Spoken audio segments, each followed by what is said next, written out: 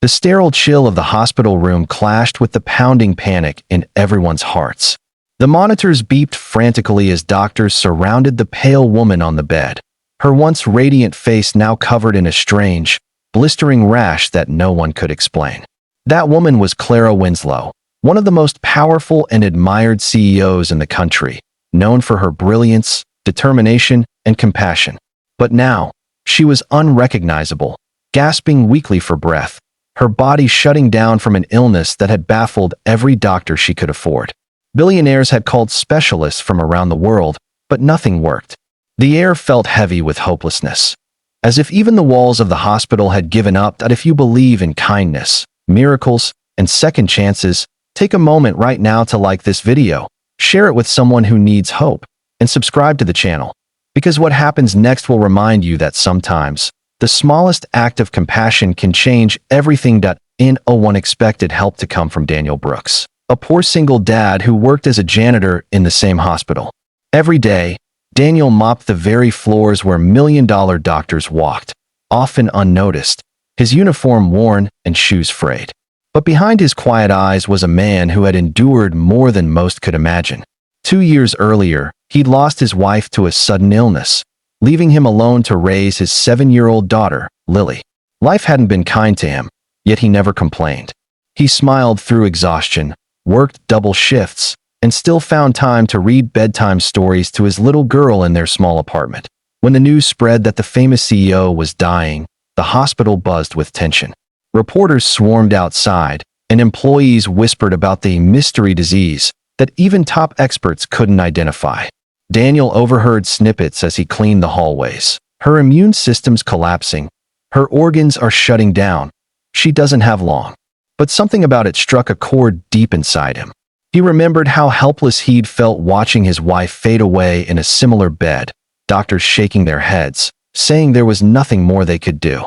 The memory still haunted him. One night, as Daniel finished his shift, he passed by Clara's room.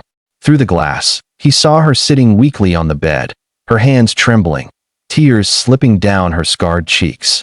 The once unstoppable woman looked small, defeated, a shadow of her former self. Around her stood her board members and family, arguing quietly about who would run her company if she died. None of them noticed her eyes filled with silent despair. Daniel paused his mop, heart aching.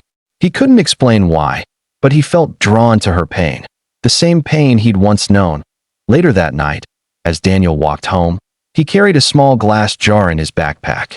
Inside it was something unusual, a faintly glowing yellow liquid he had made at home, not from money or science, but from faith and desperation. It wasn't magic, it was something deeply personal.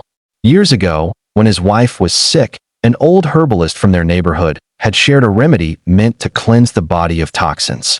It hadn't saved his wife, but Daniel had spent years refining it afterward, combining natural ingredients and methods his grandmother taught him, believing that maybe, just maybe, it could help someone else one day. He didn't think it would ever matter again, until now. The next morning, the hospital was in chaos. Clara had fallen into a coma overnight. The doctors were running out of options, discussing experimental treatments that might never arrive in time. Daniel, hearing the news, stood frozen by his cart, his mind racing. Every voice in his head screamed that it was impossible, that he was just a janitor, that no one would listen. But then he thought of Lily, and how she always said, "Daddy, you fix things no one else can." And something inside him broke through the fear. He walked straight to Clara's room, clutching the glowing jar. Security stopped him, but before they could push him out, Dr. Elaine Turner, Clara's chief physician, noticed his determined eyes. "Please," Daniel said, his voice trembling. "I know this sounds crazy, but I think I can help her." The room fell silent. Everyone stared, nurses, specialists, and executives alike. "You're a janitor," one of the doctors muttered. "This isn't your place." But Elaine hesitated. The machines behind Clara were flatlining, and they were out of options. "Let him try," she whispered, almost against her own logic. Daniel approached Clara's bed, his hands shaking. He opened the jar. A soft, golden light seemed to pulse from within, reflecting on her pale skin. He gently touched her hand and whispered, "You're not done yet. There's still life in you." Then, carefully, He poured a few drops of the liquid into her fore. The room filled with a tense silence. Minutes passed. The heart monitor stayed flat. People began to turn away, disappointed. Daniel lowered his head, tears stinging his eyes. But then, a single beep pierced the silence. Another. Then another. The steady rhythm of a heartbeat filled the room once more. Everyone froze. Clara's fingers twitched. Her eyes fluttered open slowly, dazed but alive. "Where am I?" she whispered weakly. The doctors rushed forward in disbelief, checking her vitals. Her pulse was strong, her breathing steady. Within hours, her rash began to fade, and color returned to her face. No one could explain it. Elaine demanded tests, scans, anything, but all results showed her infection had vanished entirely, as if it had never existed. News of her recovery spread like wildfire. Media outlets reported it as a miracle. Scientists debated it. But Clara herself knew. It wasn't medicine that saved her, it was something far greater. When she finally met Daniel again days later, she could barely speak through tears.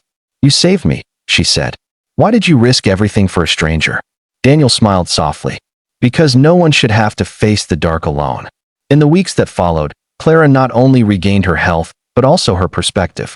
She'd spent her life building empires, chasing power, and proving her worth. But now, she saw the world differently. She used her influence to launch a foundation for underprivileged families who couldn't afford healthcare, naming it the Lily Foundation after Daniel's daughter. And she offered Daniel something he never expected, a position in her company, not as a janitor, but as head of community initiatives, ensuring that his compassion could reach countless others. Daniel refused at first, saying he wasn't qualified. But Clara looked at him with genuine respect. "You've done something no doctor, no scientist could do," she said. "You gave me back my life and hope to everyone watching." Months later, the world watched as Clara stood on stage, healthy and radiant, telling her story to millions. She didn't speak about wealth or innovation that day. She spoke about a poor single father who believed in kindness when no one else did. Daniel and Lily sat in the front row, tears streaming down their faces. The crowd rose to their feet, applauding not the CEO, but the janitor who dared to care. And that night, as Daniel tucked Lily into bed, she looked up at him with her innocent eyes and whispered, "See, Daddy? You really do fix things no one else can." He smiled, his heart full for the first time in years, whispering back, "Sometimes, fixing things just means believing, even when no one else does." If this story touched your heart, please take a moment to like, share, and subscribe, because kindness, no matter how small, can change the world. And before we end, comment below, "I believe in kindness," if you think compassion still has the power to heal what science can't. Because in the end, it wasn't money or power that saved a life that day. It was the courage of one ordinary man who refused to stop believing in hope.